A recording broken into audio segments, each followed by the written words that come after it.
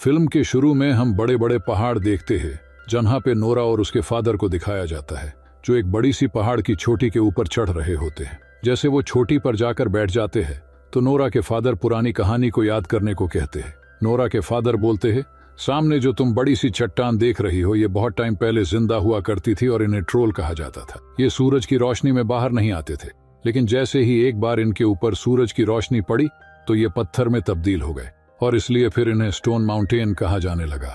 Nora कहती है कि पापा, ये सब कहानियों में ये होता है, ये सब कुछ रियलिटी नहीं है।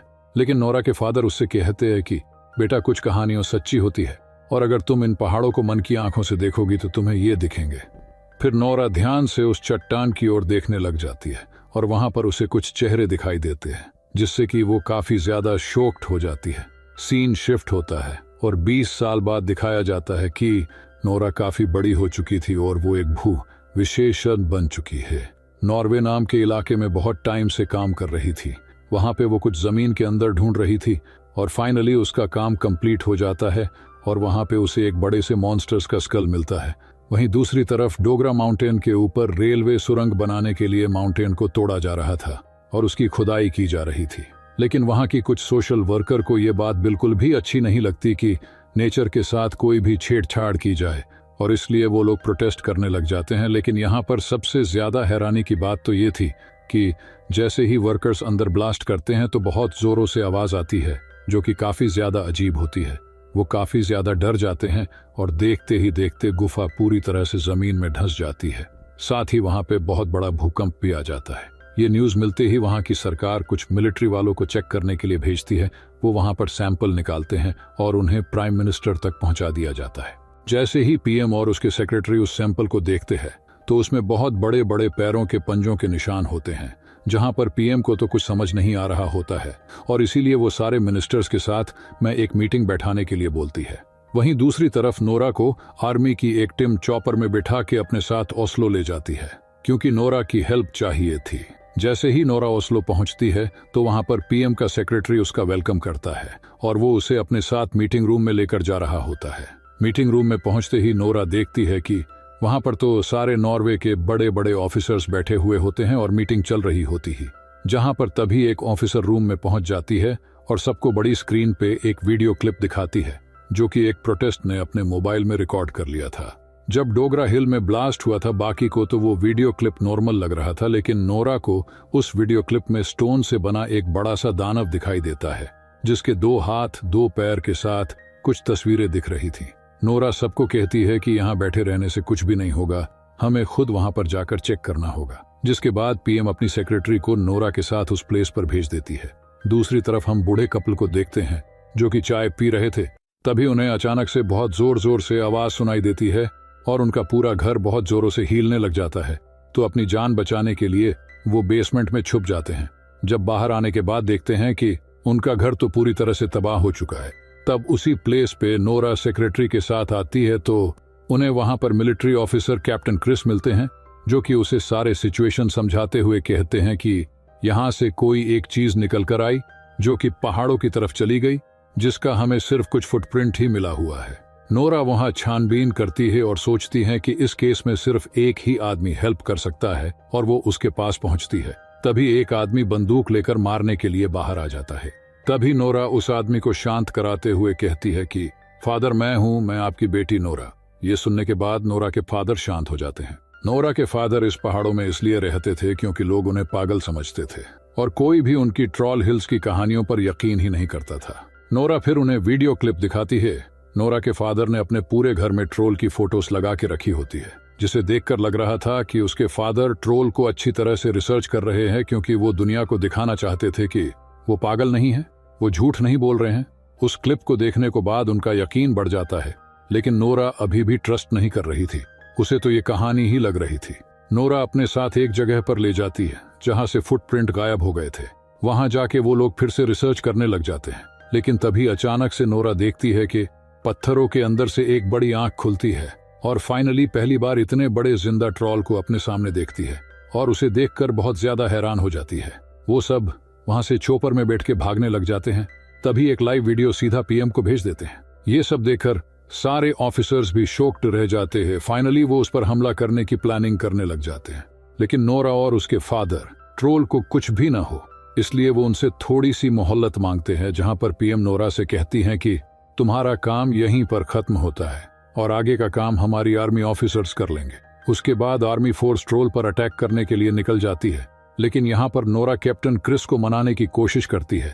इतनी ज्यादा रिक्वेस्ट करने पर कैप्टन नोरा उसके फादर और सेक्रेटरी को अपने साथ में ले जाते हैं। जैसे वो लोग ट्रोल की लोकेशन पे पहुंचते हैं तो वहां पर वो देखते हैं कि ट्रोल जंगल से होते हुए उनकी तरफ बढ़ रहा है और वो सब उसमें फायर करने लग जाते हैं।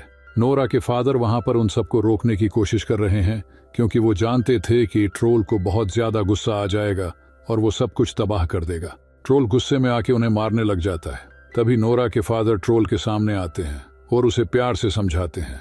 उससे बात करने की कोशिश कर ही रहे होते हैं और ट्रोल उनकी बात सुन रहा होता है, लेकिन तभी अचानक से एक आर्मी मैन ट्रोल पर फायर कर देता है, जिससे ट्रोल पीछे की ओर घूमता है, जिसमें गलती से उसकी बड़ी सी पत्थर की पूंछ नोरा के फादर को लग जाती है और वो बहुत बुरी तरह से घायल हो जाते हैं और मर जाते हैं।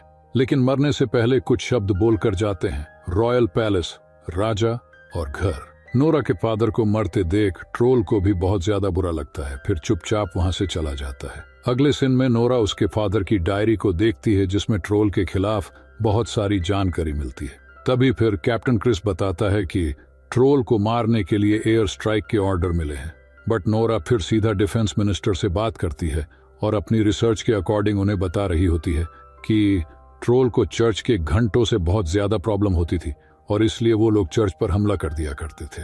डिफेंस मिनिस्टर को तो नोरा की ये बात बहुत ज्यादा बचकानी लग रही होती है।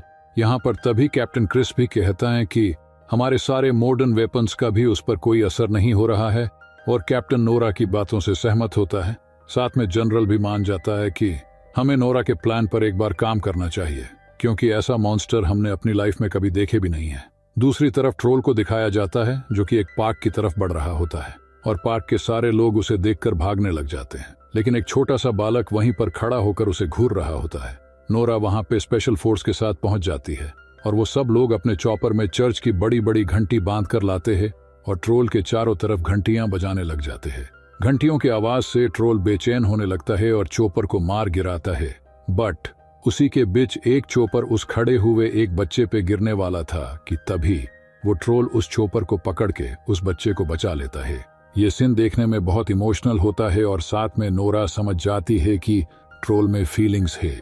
इसके बाद नोरा सीधा प्राइम मिनिस्टर से मिलती है और कहती है कि भले हमारा प्लान वर्क नहीं किया, फिर भी हमें उस पर ज्यादा काम करना होगा।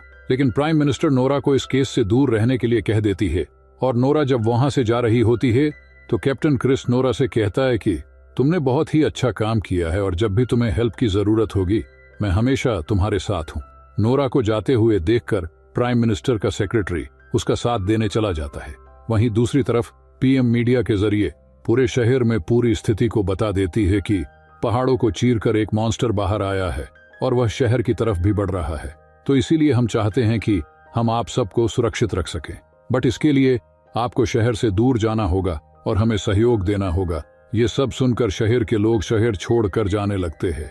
गाड़ी में जाते समय नोरा को अपनी फादर की कुछ बात याद आ जाती है, जिससे वो डायरी देखती है जिसमें एक नाम मिलता है और वो नाम रॉयल पैलेस से जुड़ा हुआ होता है। वो लोग सीधा रॉयल पैलेस में पहुंच जाते हैं। रॉयल पैलेस में जाते ही उसे एक आदमी मिलता है, जहां नोरा कहती है कि ट्रोल इधर ही आ रहा है। उसके जवाब में वो आदमी बोलता है कि मुझे पता था कि तुम ट्रोल की जानकारी के लिए इधर ही आओगी।